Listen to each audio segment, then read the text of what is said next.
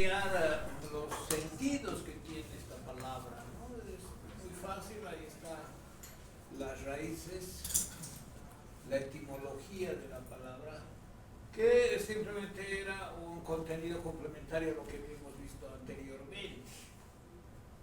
Ahora vamos a comenzar otro punto del sílabus, que también trata filosóficamente la religión, diríamos en clave política, ¿no? No es el tema de Dios teológicamente, lo que se podría ver en otra materia, tal vez en metafísica. En filosofía política,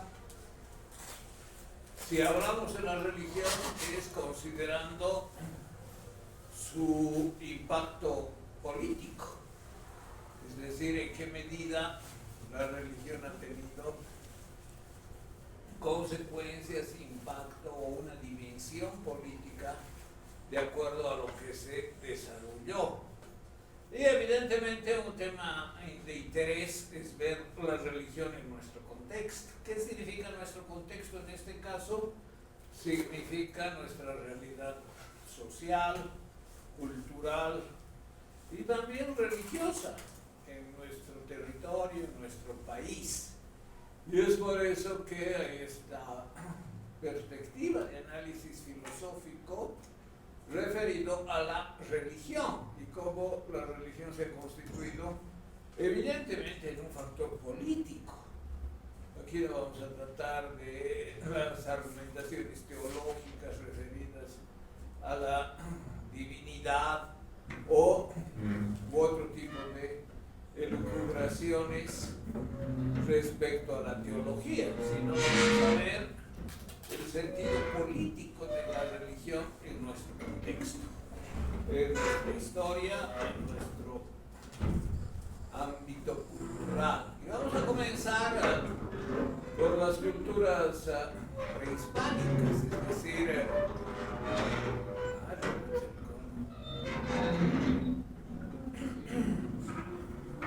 por las culturas anteriores a la llegada de los españoles y precisamente el choque cultural que hubo entre el conquistador español hispano y la visión del mundo de las culturas americanas. Lo que nos concierne, es decir, nuestro territorio, se trata de las culturas andinas, de las civilizaciones andinas, particularmente el Imperio Inca, pero también las culturas sometidas al Imperio Inca, como fueron los señoríos aymaras. Bueno, vamos a comenzar entonces.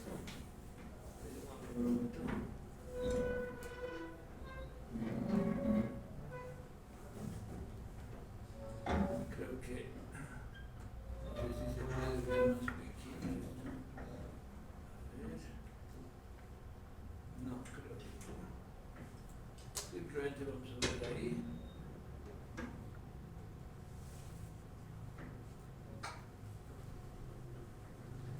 Bueno, vamos a comenzar señalando que entre las culturas prehispánicas es relativamente fácil precisar la cosmovisión que tenían, ¿no? Es decir, tenían religión, bueno, tenían ideas acerca de lo sagrado, eran monoteístas, bueno, eso también depende de las perspectivas de interpretación, ¿no? Algunos cronistas hablaban de Huiracocha como el dios de las religiones andinas, aunque algunos afirman que no era un dios creador, mucho menos de ex nihilo, ¿no? Como es la concepción judía. Al margen de esas discusiones de si tuvieron religión o se debe hablar más de cosmovisión, si su religión fue o no monoteísta, si su Dios fue creador, Uh, Sin duda que las culturas andinas tuvieron una visión del mundo claramente discernible, comprensible, gracias precisamente a los cronistas, es decir, los propios españoles que se ocuparon de informarse acerca de las creencias de los pueblos anteriores a la llegada de los españoles y de registrarlas en sus crónicas. Entonces está claro que hubo una cosmovisión andina que incluía una dimensión sagrada. ¿Qué es la dimensión sagrada? La que refiere que hay un plano sobrenatural, es decir, no todo se reduce a lo natural, entendiendo por naturaleza lo que acontece en el entorno y que el hombre puede relativamente dominar o entrar en interacción con la naturaleza de una manera determinada, previsible. En cuanto a las ideas, diríamos, de lo sagrado, es un plano sin duda sobrenatural. Entonces, para comenzar a comprender la cosmovisión andina, hay que tener más una definición de qué es cosmovisión. Y la definición de Dilthey, por ejemplo, Wilhelm Dilthey, es bastante apropiada, porque hace referencia no al aspecto, diríamos, deductivo, conceptual, sino a lo que concierne, a ver, vamos a ver si se puede agrandar esto un poco, aunque ahí está bien, ¿no? Se lee, sino a lo que concierne a aspectos emotivos. Es decir, en la cosmovisión hay aspectos subjetivos de creencias, de fe, de certidumbres afectivas, no necesariamente racionales, no claramente argumentados de forma deductiva. Es un conjunto de aspectos subjetivos que incluyen dimensiones emotivas, afectivas, y que más que describir los aspectos de esta visión del mundo, hay que comprenderlos, y comprenderlos incluye una dimensión también afectiva. Entonces, ese es un primer aspecto que hay que tener en cuenta. Y esto no solamente para interpretarlos, sino también para comprender que así lo vivían, así los vivían. Es decir, estos contenidos eran vividos por los pueblos andinos de una manera afectiva, emotiva, no era solo un discurso teórico, teológico, sino era una vivencia emotiva. Entonces, cuando hablamos de cosmovisión, estamos hablando de una concepción del mundo que incluye esta dimensión afectiva, que se la comprende y que da lugar a diferentes manifestaciones. Es decir, la cosmovisión se expresa, por ejemplo, en el lenguaje, se expresa en el arte, en el pensamiento, también, claro, en las ideas religiosas acerca de lo que es sagrado, etcétera, ¿no?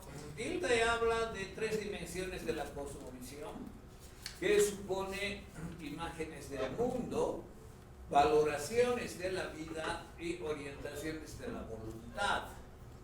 Es decir, ¿qué es una imagen del mundo? ¿Cómo se ve el mundo? ¿Con qué contenidos? ¿Con qué categorías? ¿Con qué, diríamos, estructura? Y, por otra parte, ¿qué valores transmite la cosmovisión? Valoraciones para el desarrollo social, para la vida colectiva, y también, claro, algunos principios, pautas, categorías que suponen una dimensión axiológica, es decir, valorativa. Y finalmente, está señalado acá también, este desarrollo filosófico que hace Dilthey de la cosmovisión se refiere a la voluntad, es decir, cómo la cosmovisión incentiva algún tipo de actitudes y cierta manera de conducirse según algunas motivaciones individuales y colectivas, es decir, esas motivaciones que forman la voluntad. Entonces, como ven, no se trata de un discurso teológico deductivamente demostrable, sino de una serie de aspectos contenidos que motivan la voluntad, que dirigen la acción colectiva, que permiten concebirse a uno mismo y a la sociedad en el entorno y en el contexto histórico, y que ofrecen también una visión, diríamos, panorámica del mundo, de las cosas. Bueno, ¿cuáles son las características de la cosmovisión andina? Yo voy a poner a disposición de ustedes un libro que escribí hace bastantes años, más de 10 años, y que tuvo bastantes ediciones, ¿no? Se llama Cosmovisión, Historia y Política en los Andes. Está en la 4ª edición, lo que es algo un poco inusual, ¿no? Que en nuestro medio haya tantas ediciones de un libro de teoría, porque claro, no es una novela. Bueno, entonces quienes tengan tiempo, quienes tengan interés, van a poder encontrar algunos contenidos en ese libro que lo voy a poner a disposición de ustedes también en el grupo de WhatsApp. Creo que también está en el Google Drive. Bueno, ¿en qué consiste la cosmovisión andina?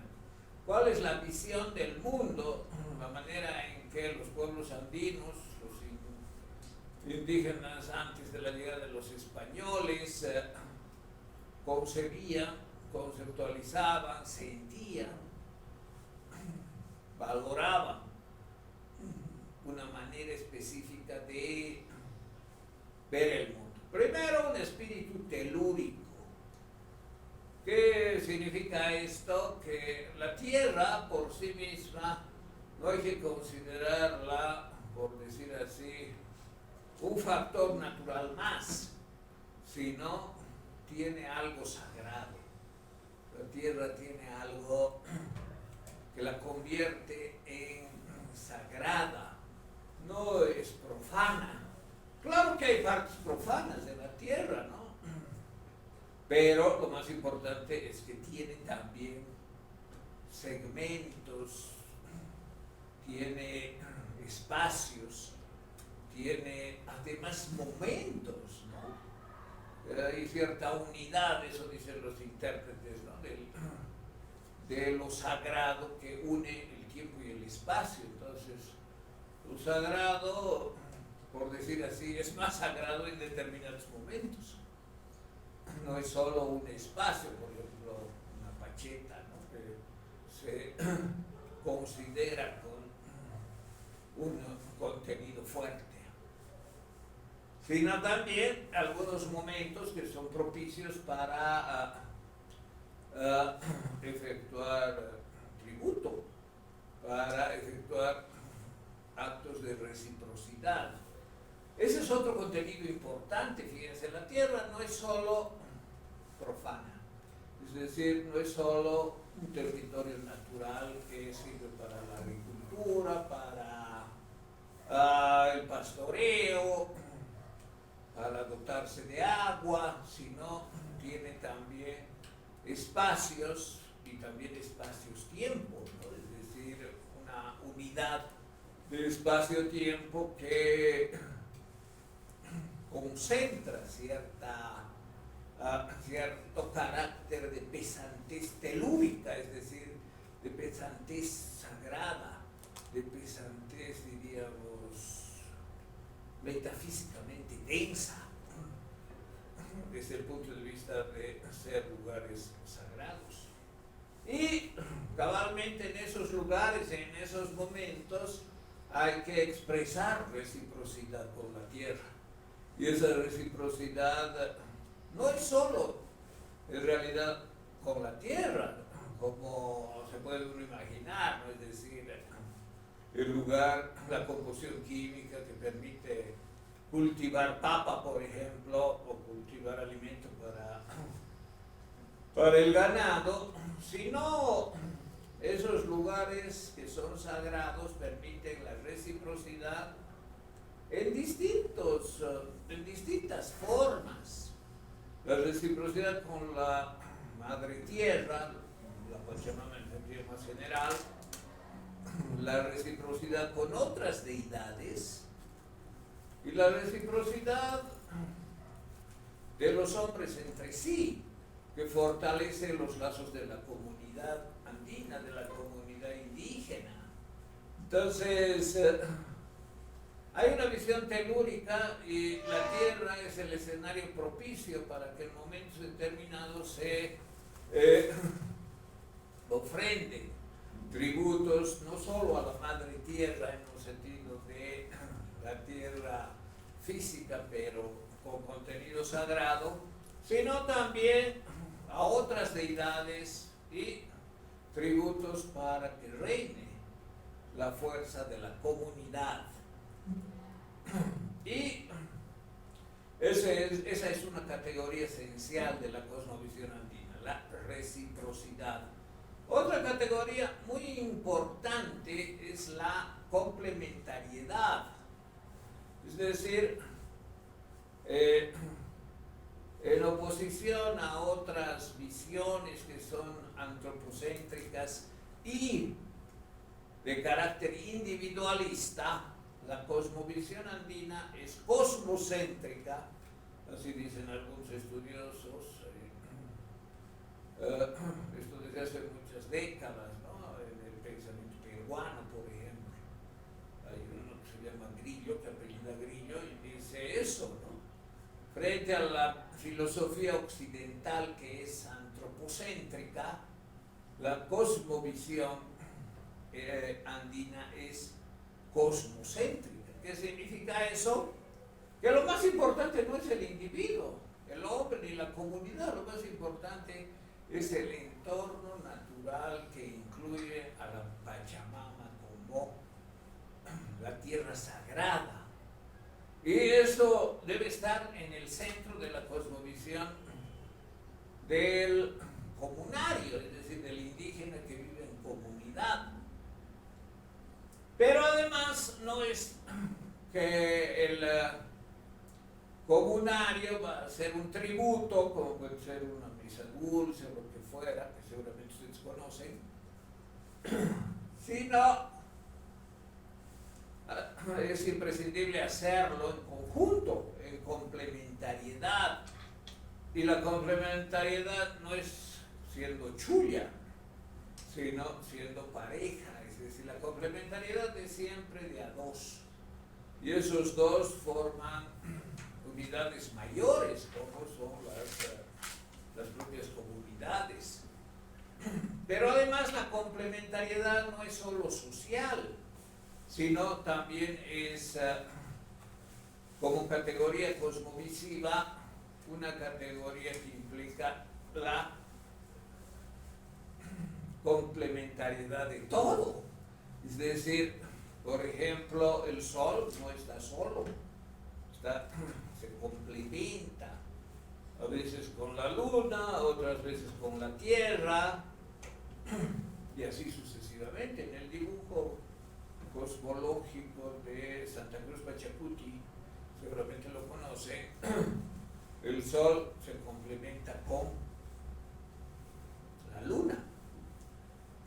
Y claro, la luna es femenina y el sol es masculino, y así sucesivamente hay una dualidad de complementación estricta que la Madre Tierra se complementa con el Padre Mar, el hombre con la mujer, la Venus matinal con la Venus vespertina, y así la totalidad es una totalidad de pares, siempre de pares. El único que está solo en ese dibujo, que lo conocen, a ver, voy a ponerlo rápidamente, que lo encuentre. A ver, un momentito.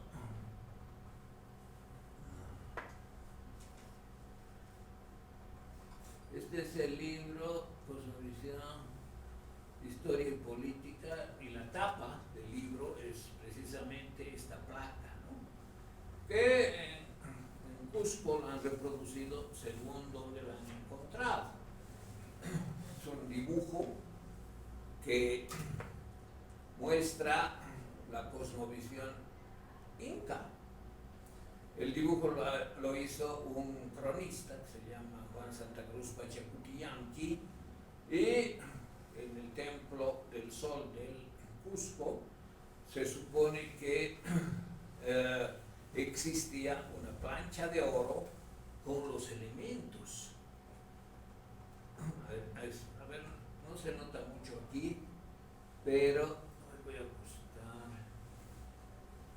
dónde podemos encontrar. A ver, acá. Es que no funciona acá. Vamos a poner, a ver.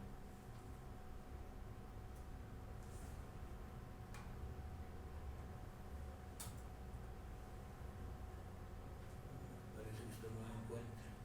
Aquí está, ha encontrado increíble. Este es el dibujo en la crónica de Santa Cruz Pachacuti, que seguramente han visto algún momento, en algún lugar. Y aquí claramente se ve la complementariedad que algunos intérpretes refieren en términos de género. Es decir, la complementariedad implica un término masculino y un término femenino. Aquí está, por ejemplo, ¿no? Inti y Chilla, ¿no? Que es la luna. Aquí está la Venus matinal, la Venus vespertina.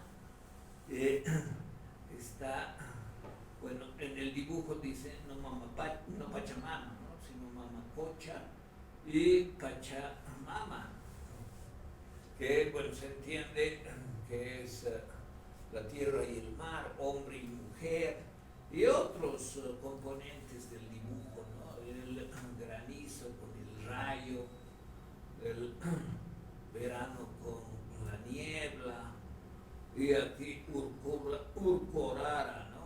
Entonces fíjense que una categoría, y después está este dibujo que significa Huaycapata, ¿no? Lo único que sería Chuya, por decir así, es Huiracocha, ¿no? Desde el óvalo de Huiracocha, pero algunos ya un poco forzando sus interpretaciones, dicen, no, tiene una parte derecha, una parte izquierda. Hay varias interpretaciones y ordenamiento de esto, ¿no? Por ejemplo, esta es una interpretación que hace Leonel Valle, colocando no solamente los dos opuestos, sino un taipi, ¿no? Un centro. Y eso en tres niveles: el nivel del cielo, la tierra y el mundo de abajo, el Pucupacha.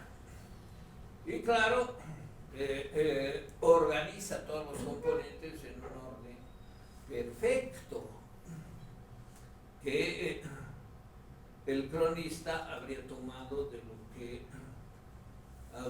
le habrían referido o él habría visto. Es muy poco probable que haya visto, porque si existió rápidamente lo habrían saqueado, ¿no? Habrían saqueado esa plancha de oro en el Templo del Sol del Cusco. Este otro autor, que se llama Jan Seminsky, hace un ordenamiento mucho más preciso, establece una cantidad enorme de niveles, 16 niveles en el dibujo, habla de la casa cósmica, que es la U invertida, que, bueno, han sido recurrente en varias culturas, y establece también los tres niveles, ¿no? El mundo de arriba, del medio y de abajo, con una ubicación perfecta también de los elementos. Entonces, fíjense que ha habido varias interpretaciones, todavía hay algunas.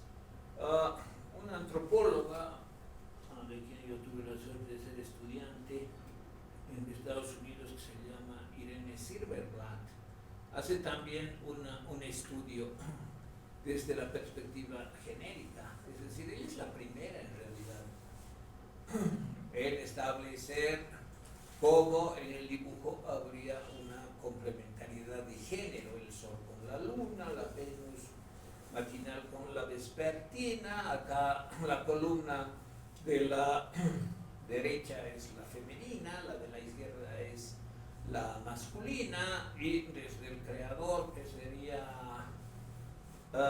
una divinidad hermafrodita, es decir, tanto varón como mujer, se desprenderían estas identidades de género que son complementarias. El señor tierra con la madre mar, así llaman, ¿no? De acuerdo a la traducción del quechua, y obviamente el hombre y la mujer. Entonces hay, como ven, una gran cantidad de interpretaciones. Ahora, ¿qué sentido político tiene esto? ¿Tiene algún sentido político o es más etnografía religiosa andina? Claro que es etnografía religiosa andina, pero tiene sin duda un sentido político. ¿Y cuál es ese sentido político? De decirle a la persona que vive en el mundo incaico que es parte de un orden cósmico, de un orden teocrático, que es la teocracia, en que el Inca que nos gobierna, que puede ser Manco Cápac, o puede ser cualquier otro de los incas que hubo, exactamente creo que eran 13 incas que tuvieron una sucesión, bueno, si se incluye el último, ¿no? Que también se llamó Inca Manco Cápac, o el Manco Inca, que se refugió en un lugar y finalmente fue derrotado por los españoles. Esto después de Atahualpa. Varía el número, pero al margen de eso, ¿cuál es el mensaje político de esta mitografía? Es decir, es pues una descripción de los mitos culturales que se desarrollan con el propósito de dar sentido a la organización política de la sociedad, regida por el Inca y la Coya. Hay algunos antropólogos y etnohistoriadores que dicen la Coya tenía mucho poder, e inclusive a ella también le besaban las manos y le entregaban tributo las mujeres. Es decir, como todavía el Inca con sus vasallos, con sus súbditos, que le ofrecían todo tipo de ofrenda, hasta yanaconas, ¿no? Los yanaconas eran no esclavos, pero sirvientes que podían cumplir las labores de servidumbre durante mucho tiempo, muchos años, y que además estaban al servicio de la construcción de las grandes edificaciones incas, ¿no? Por ejemplo, los palacios, por ejemplo, los caminos. No sé si ustedes han recorrido algún camino del Inca en nuestro país, son realmente impresionantes. Lo poco que queda, ¿no? Porque claro, se ha deteriorado en alguna medida, pero también en Perú estos caminos son impresionantes por lo que supone haberlos construido y que facilitaban, por ejemplo, las carreras de los chasquis, ¿no? A través de esos caminos, de manera que los mensajes se difundían a una velocidad sorprendente. claro, si se los llevaba a la carrera, en pocos días llegaban a los confines del imperio, desde Cusco o desde Quito. Entonces, fíjense, construir caminos, construir palacios, construir fortalezas. No sé si alguien conoce Cusco, por ejemplo, es impresionante la fortaleza de Sacsayhuamán, ¿no? Y como esa fortaleza hay muchas otras. Y claro, con piedras de 7, 9 y más toneladas, que tampoco está muy claro cómo las transportaban, cómo las calzaban de una manera perfecta, sin necesidad de argamasa. Entonces, todos esos trabajos eran, claro, en gran medida, obra de los yanaconas o los llanas. Y eso era porque estaban al servicio del Inca y procedían también especialmente de los pueblos sometidos, por ejemplo, los señoríos aymaras, pero otros pueblos también. Entonces, el poder del Inca era gigantesco, pero también, como señala Silverblatt, por ejemplo, la Coya tenía mucho poder. ¿Y eso qué significa? Que había complementariedad entre los que gobernaban al gran imperio de los 4 suyos, ¿no? Y la Coya no era solo la reina consorte, por decir así, sino que tenía poder económico, que tenía poder desde el punto de vista religioso, es decir, también ella era sagrada. Aquí el mensaje de fondo es: nuestros gobernantes son hijos de nuestros dioses. Y claro, atentar contra ellos es impensable. ¿Cómo querer matar a nuestros gobernantes o querer derrocarlos cuando son descendientes de nuestras principales deidades? Del sol, el Inca, de la luna, la Coya, y ambos de nuestra gran divinidad andrógina, Huiracocha. Entonces, fíjense lo importante que era desarrollar una narrativa, un conjunto de mitos, una descripción de mitos, una mitografía que justifique el orden político como un orden inalterable.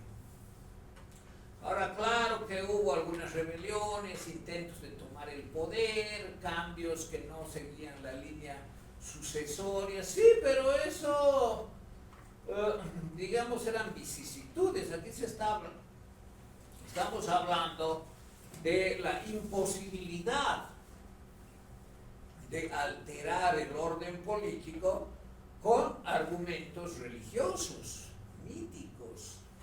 Y claro, toda la narrativa, por ejemplo, de la fundación del Cusco, ¿no? La barra de oro, el haber salido del Tambutoco, la caverna de 4 ventanas, 4 puertas, etcétera, con algunas categorías recurrentes de números, pero al margen de eso, lo importante es describir esta disposición de elementos míticos en una narrativa que justifica, en último término, el dominio político. Bueno, entonces, en lo que concierne a los incas, hablamos de reciprocidad, complementariedad, como categorías andinas, pero tampoco son solo de los incas, sino del mundo andino en general. El mundo andino tiene estas categorías en su cosmovisión de manera muy acendrada, es decir, en lo profundo de sus convicciones y certezas. Los indígenas, quienes tienen ascendencia indígena, asumen estas categorías como propias de un orden que es un orden justo, apropiado y también próspero. Obviamente el imperio incaico fue próspero, no solo por las conquistas, sino también por la organización económica, por el tributo. Se dice que 1/3 de la producción económica de los señoríos iba como tributo al Inca y a su élite. Entonces, hablar de estos fundamentos y de estas categorías cosmovisivas como fundamentales en la visión del mundo de los pueblos andinos permite también comprender de manera profunda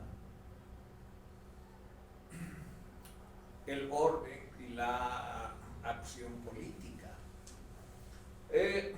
Tal vez han visto, ¿no? Hay un elemento que se llama la coa, o también lo llaman el tigrecillo, que está ahí a un lado. Ahí está, ¿no? Hasha también, Cuy, Chimchoc, tiene varios nombres, el tigrillo de oro, pero también es el granizo, el que hiela.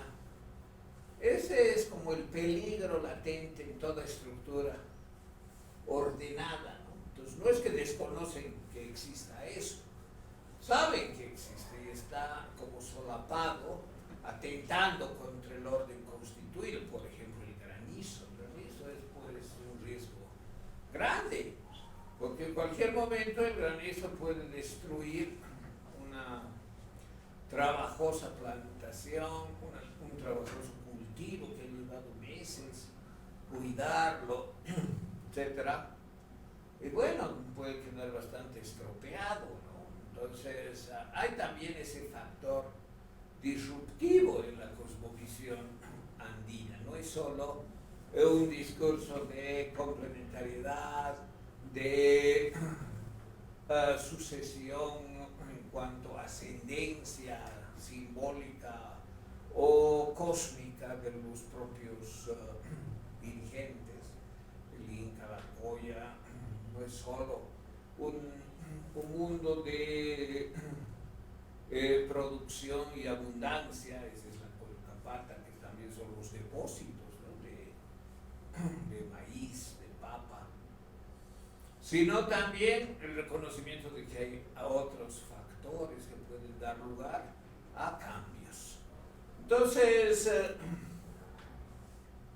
aquí por ejemplo, el Inca, es decir, el gobernante, se identifica con el sol, claro, no solamente su abuelo, su antepasado, sino él de alguna manera es también el sol. ¿Y eso qué significa? El sol que nutre las plantas, que permite la vida, que permite la reproducción de los seres vivos, que ilumina y da luz. Es un factor fundamental en esta disposición del mundo de complementariedad, de reciprocidad, y él también se manifiesta en el Inca. Fíjense la asociación para precautelar una narrativa que hace de la religión un instrumento de aceptación del orden y de resignación al mismo. Claro, yo soy Yanacona, no me queda otra que cumplir nomás la labor de sirviente mientras viva. Ojalá pueda tener algunos momentos de menos sometimiento. Dentro de unos años voy a dejar de trabajar para el Inca, haciendo sus palacios junto a otros miles de Yanaconas. Y bueno, tendré la ocasión de volver a mi etnia, ¿no? A mi grupo, a mi identidad más aymara que quechua, por ejemplo, ¿no? Bueno, entonces aquí encontramos una clara utilización de la narrativa mítica y la elaboración de una mitografía con sentido político, con intención y mensaje político, que además transmite una idea teocrática, ¿no? Finalmente el que nos gobierna no es como nosotros somos simples mortales. Él es descendiente de nuestros dioses, de lo más sagrado que tenemos, ¿no? El sol, la luna, Manco Cápac, Mama Ocllo, que son los reyes o los líderes o o los gobernantes fundadores de este gran imperio. Esas son las características recurrentes de las teocracias, ¿no? Es decir, pretenden mostrar al que gobierna con rasgos sagrados como descendiente de los dioses y por lo tanto son intocables, incuestionables. No se los puede ni siquiera pensar en asesinar, por ejemplo.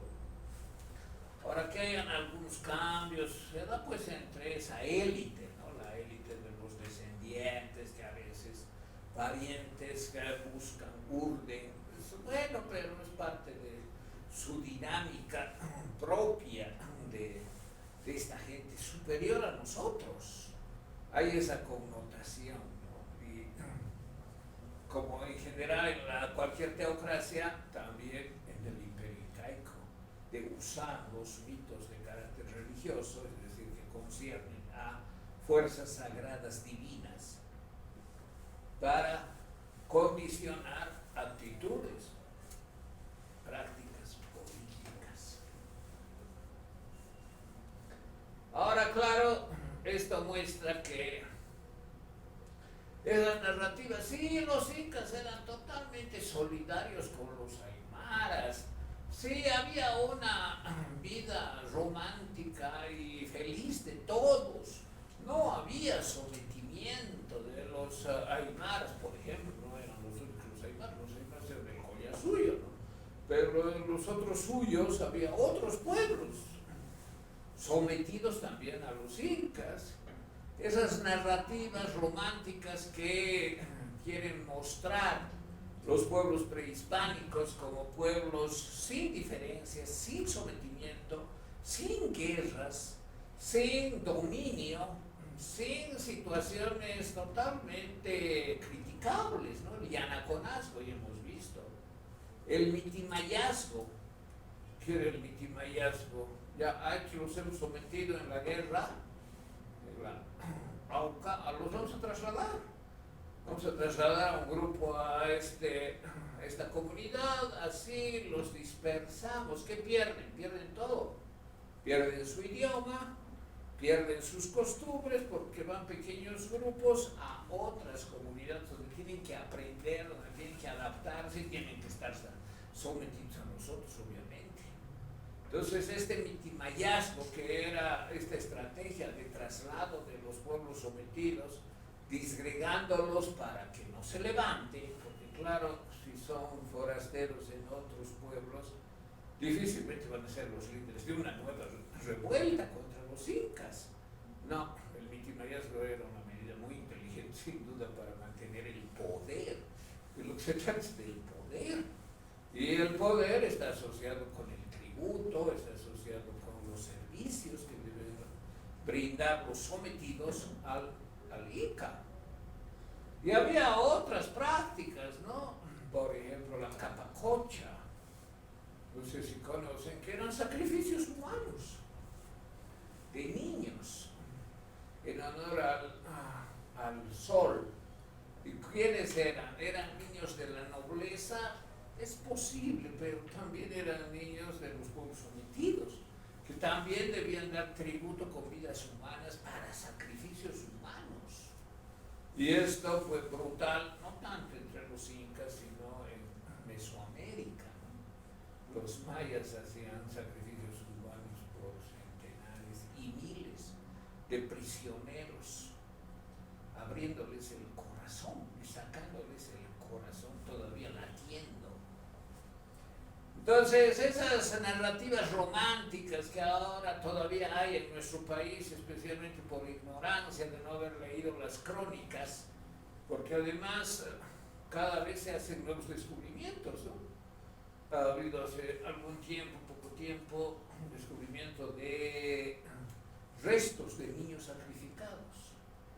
O sea, además los enterraban en lugares específicos, ya sacrificados, o los enterraban vivos para que mueran y el sacrificio sea hasta que mueran. Entonces, fíjense esas narrativas de que no, nosotros los indios somos moralmente superiores, siempre ha habido entre nosotros una gran comprensión, gran ayuda, gran solidaridad, nunca nos hemos explotado, nunca nos hemos sometido, son falsedades. No era así.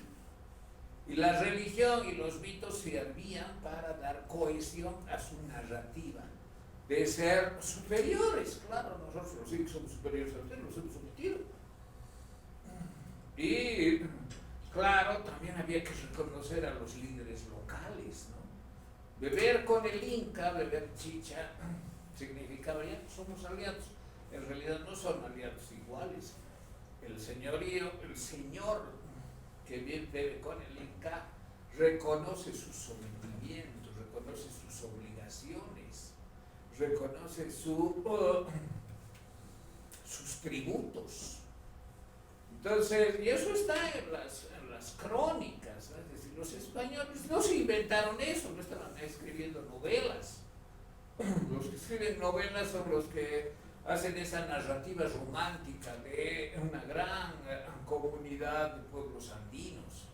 No hubo tal, no hubo sometimiento, fuerza, casi esclavitud, servidumbre, tributos, una gran cantidad de la producción era destinada al Inca, se decía un tercio, de la producción de los pueblos sometidos. Así que cuando llegaron los españoles, no es que recién apareció la explotación de los malvados españoles, que a todos los indios hicieron lo mismo. No, apareció un nuevo líder, un nuevo imperio, una nueva fuerza que tenía otras armas, que tenía otro dios y que sometió igual, tal vez peor, sí. Ustedes saben que no fueron las armas que dominaron a los indígenas. ¿Qué fue lo que realmente los dominó? Fueron las enfermedades, especialmente el sarampión, que mató millones de indígenas. Y también las traiciones.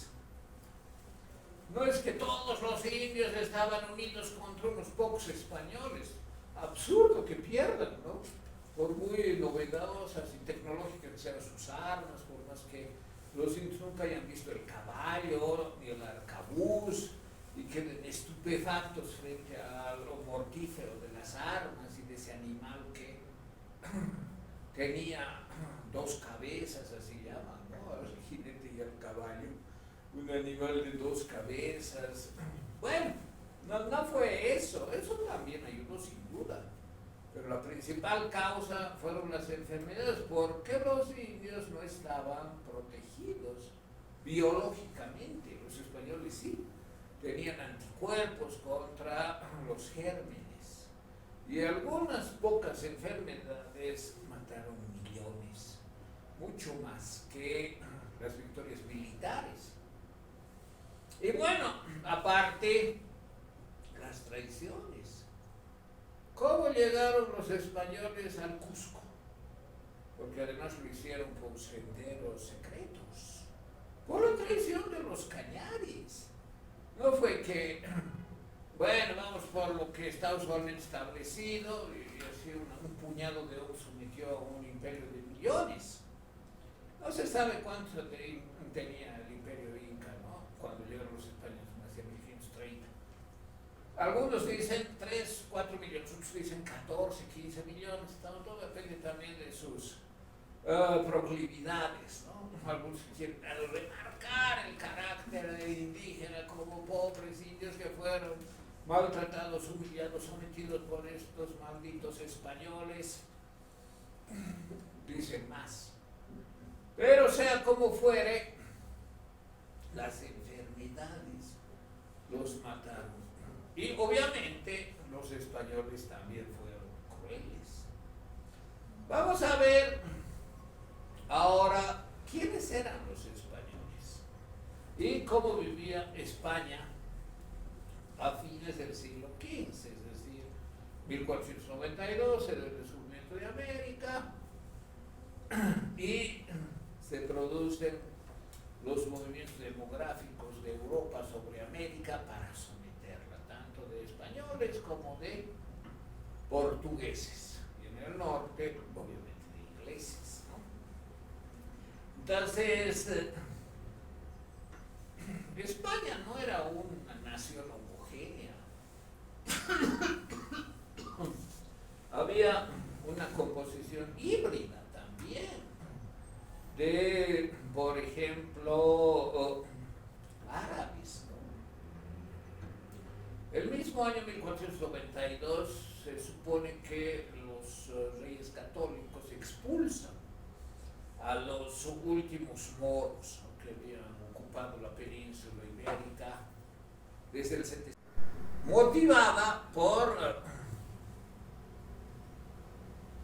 el deseo de riqueza, rápidamente y en cantidades ingentes, pero además se trataba de aventureros no escrupulosos, no los que mantenían los grandes ideales medievales de caballería, sino gente que podía cometer crímenes, que podía traicionar a su competidor si había que quitarle lo que se había apropiado, y que podía tener cualquier actitud para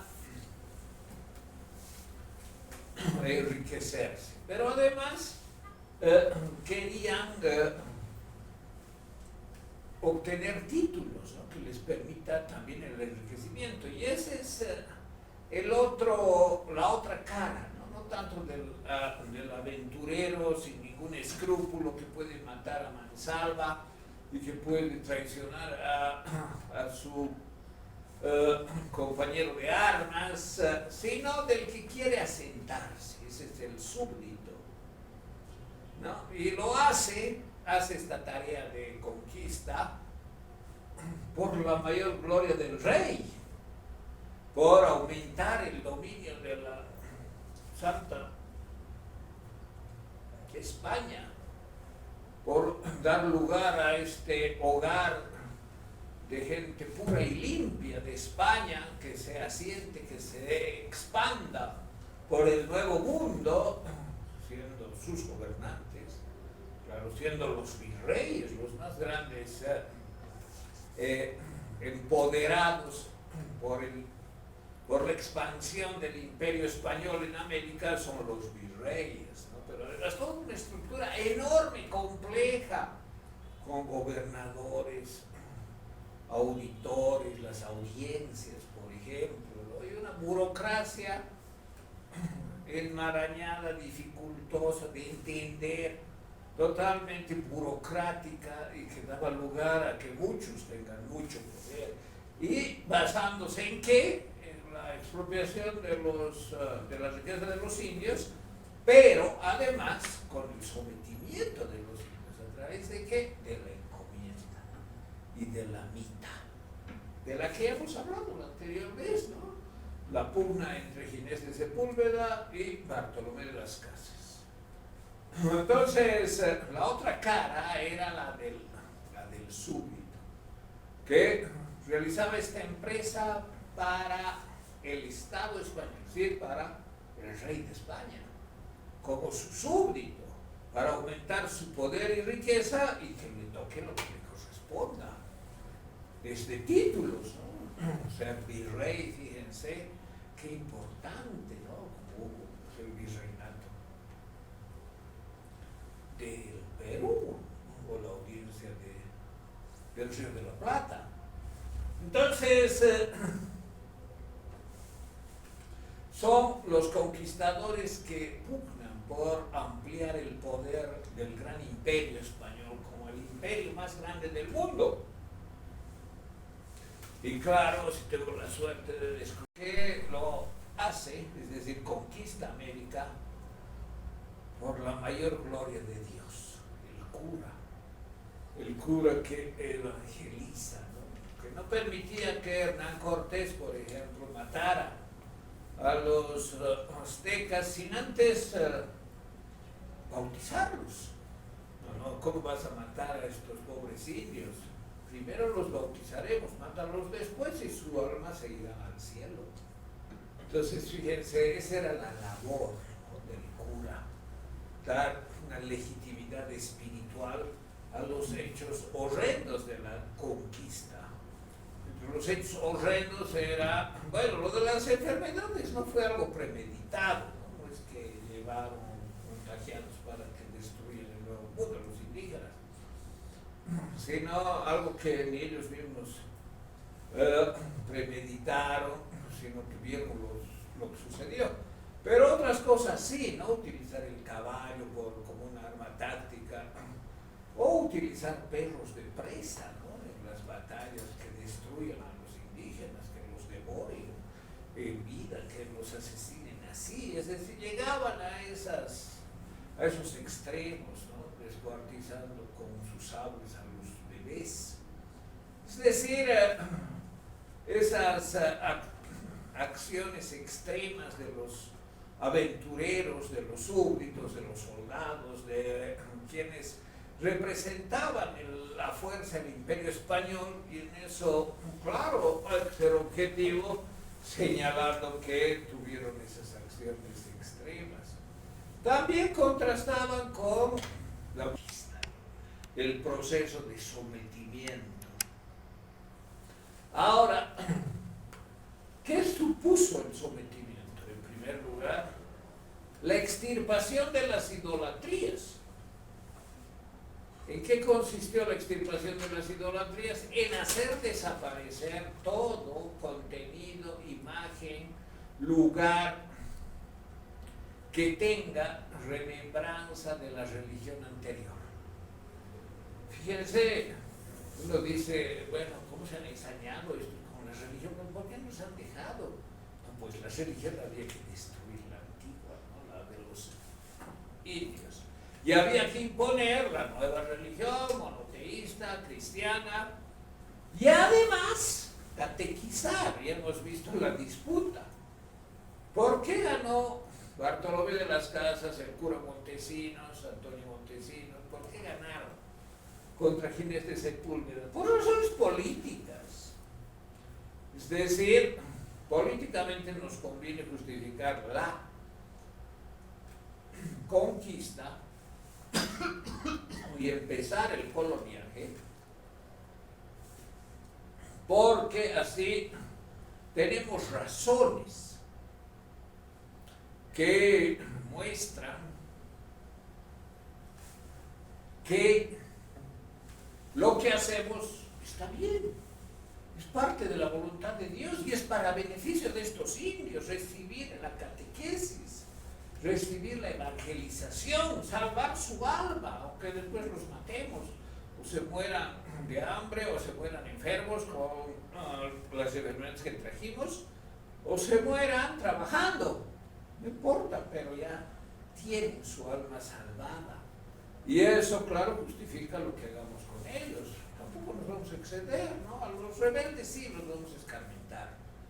Y a las indias, bueno, las vamos a usar también como objetos de placer, ¿no? Es legítimo en todo proceso, eso no importa, pero lo importante es que les estamos dando la verdad de Dios a conocer, estamos salvando su alma. Entonces, ¿quién tiene razón? No puede ser, pues, Ginés de Sepúlveda, que los considera animales.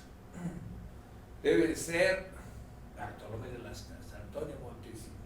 Exageran, ¿no? Pero ya, bueno, vamos a aceptar su teoría de que son seres humanos.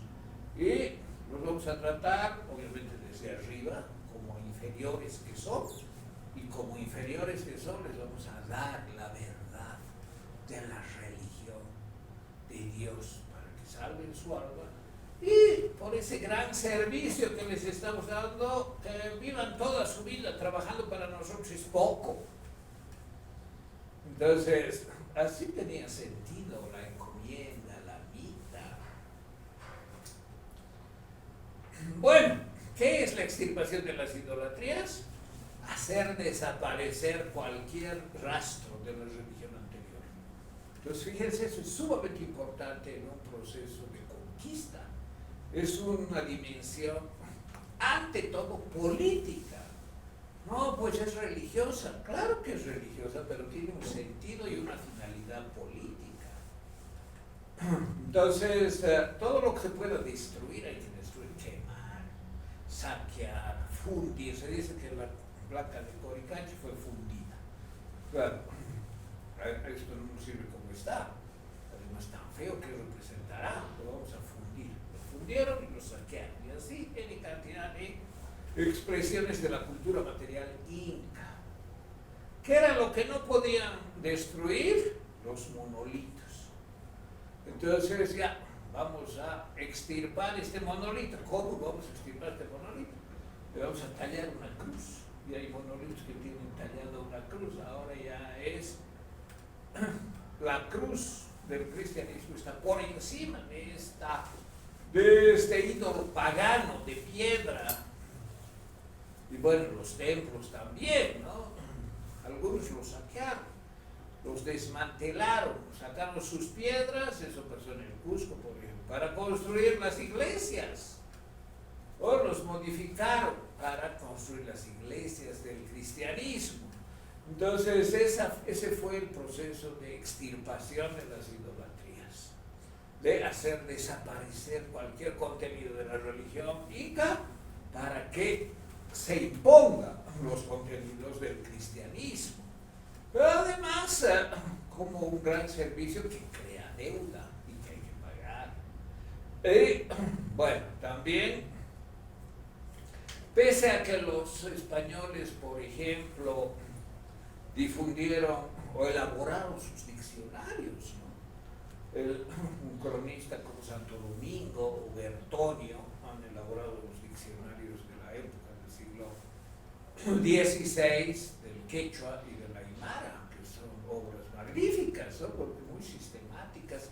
Hubo también de esos cronistas obsesivos, ¿no? Que quisieron hacer obras monumentales y las hicieron, ¿no?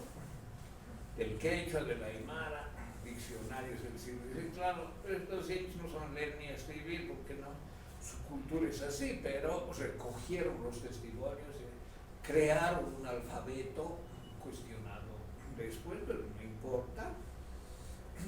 Y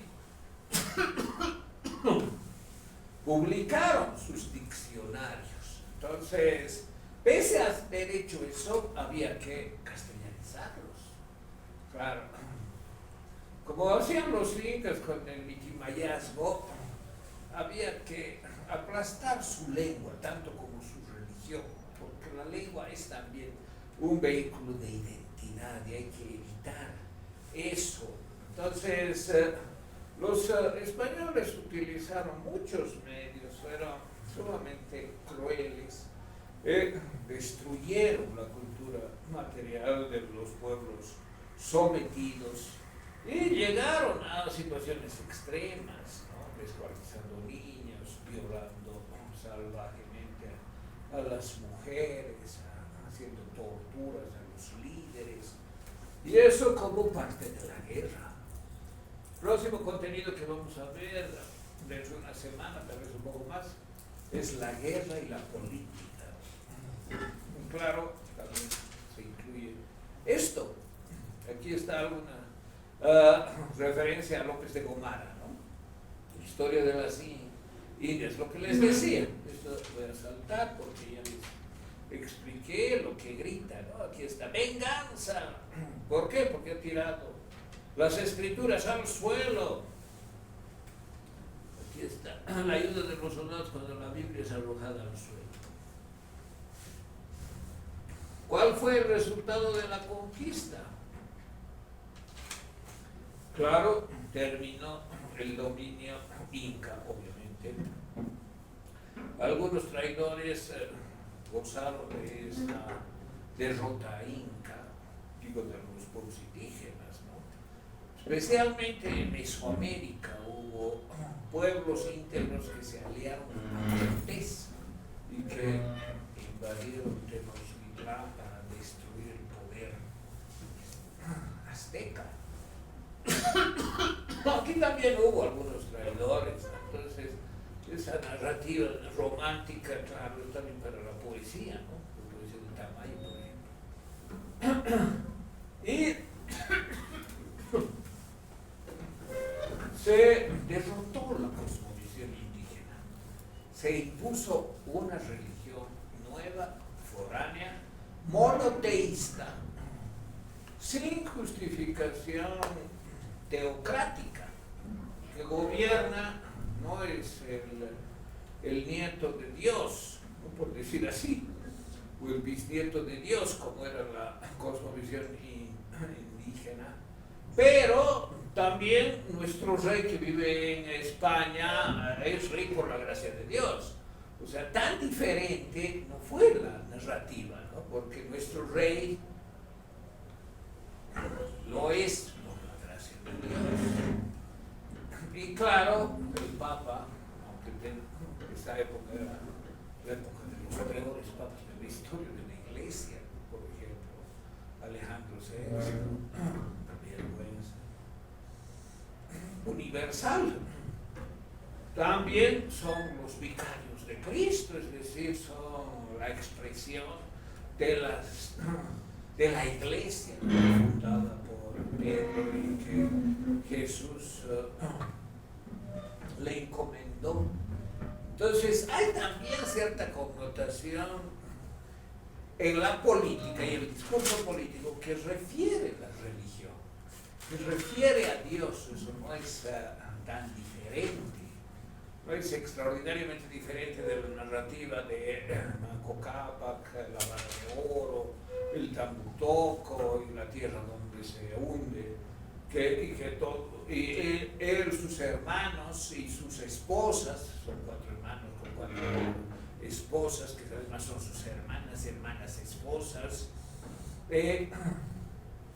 habrían sido los fundadores descendientes del sol y de la luna, como los dioses, ¿no? Entonces hay un cambio de las ideas religiosas que justifican con las ideas impuestas el nuevo régimen.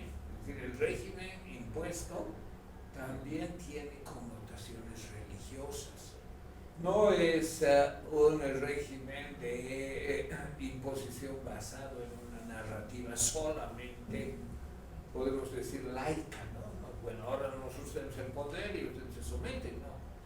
Ahora ustedes deben creer en este Dios, en el Papa, en el Rey, que tiene justificación religiosa finalmente, ¿no? Bueno, aquí hay algunas puntualizaciones. ¿Cómo finalmente Atahualpa y su enorme cantidad de guardias cayeron frente a un puñado? Porque fueron situaciones muy circunstanciales y de mucha suerte, ¿no? Es decir, había una dependencia enorme del Inca, es decir, todos los de abajo dependían del Inca. Y aunque hubo el movimiento de Vilcabamba, que fue un Inca posterior supuestamente que se levantó contra los españoles, tampoco tuvo éxito. Y al final, simbólicamente, bueno, el sol perdió su brillo, es decir, de Dios andino, la Pachamama quedó sometida como las mujeres violadas, y apareció el nuevo Dios más poderoso frente al sol, ubicando a los españoles en la cima del poder. Y lo más paradójico de todo esto es que el saqueo de América no fue canalizado para España. Eso es lo más paradójico. Ni siquiera fueron capaces de hacer eso. Bien, vamos a quedar aquí. Aquí después está la polémica entre las casas y Ginestes Púlveda, que pueden leer las conclusiones, y en la próxima clase vamos a ver algo posterior, que es en el Alto Perú, la iglesia